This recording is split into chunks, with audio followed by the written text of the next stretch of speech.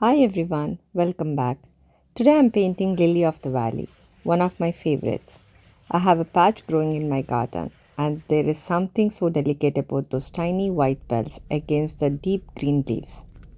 I'm using Canson sketchbook today, Winsor Newton watercolors, and I'll walk you through every step by step.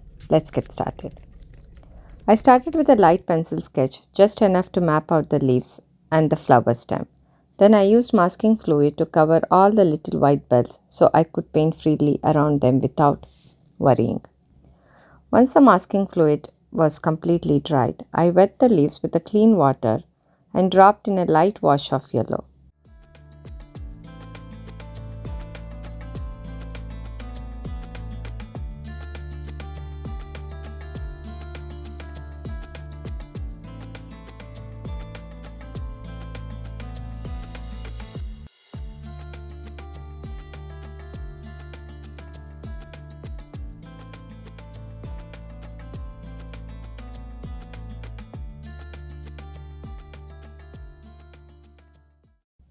While that wash was still wet, I slowly added a sap green, letting the colors blend on the paper and slowly build up the values.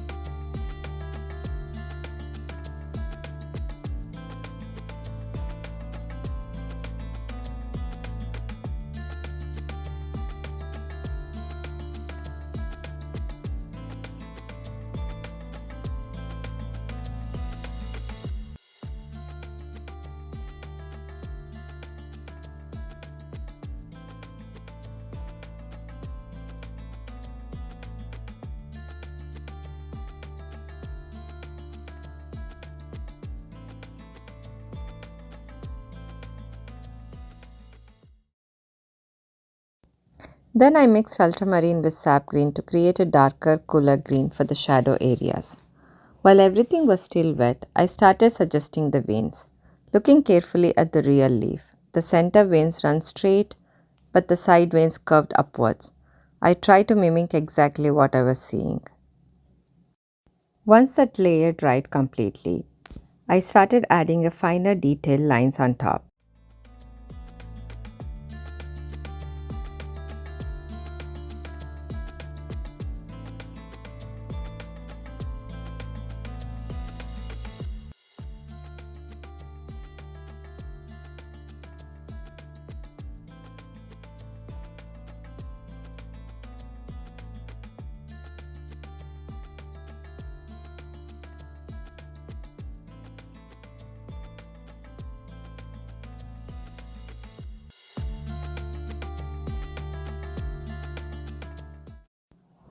For the second leaf, I follow the same process.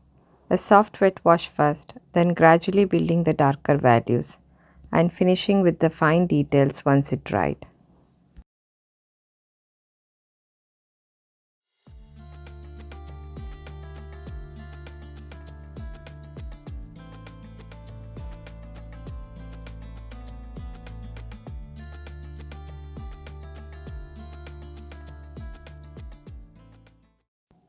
Before moving on to the flowers, I worked on the background using a wet into wet technique. I first wet the paper around the leaves with clean water. Then I dropped in a light yellow wash in a few random areas. Next, I added a little burnt sienna and here is the key. Let the paint do its thing. Just drop the color in and avoid overworking it with your brush. In watercolor, less is more. Then I slowly add a touch of indigo blue, keeping the background soft and light so the leaves and flowers stay the main focus. I also splashed a few water droplets onto the wet surface. I love how they create those soft natural bloom effects. Once the background dried completely, I moved onto the flowers. Now I gently remove the masking fluid to reveal the white flowers underneath. The flowers themselves are pretty simple. I started with a very light wash of yellow on the stems, keeping it soft so the bright whites would really pop against the dark leaves. The dark next to light contrast is what makes those flowers feel luminous. Then a tiny touch of sap green on one side of each stem to give it form.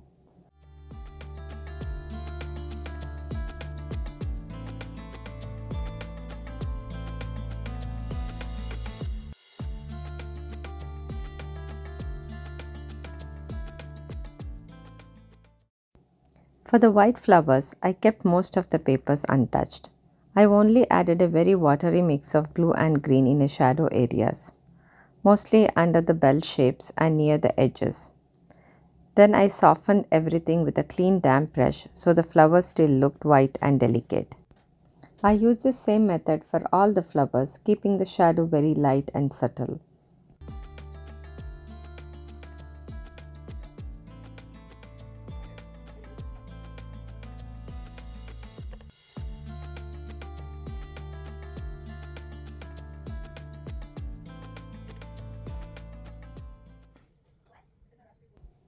Finally, I used a little bleed-proof white to bring back a few crispy highlights and make the flower pop.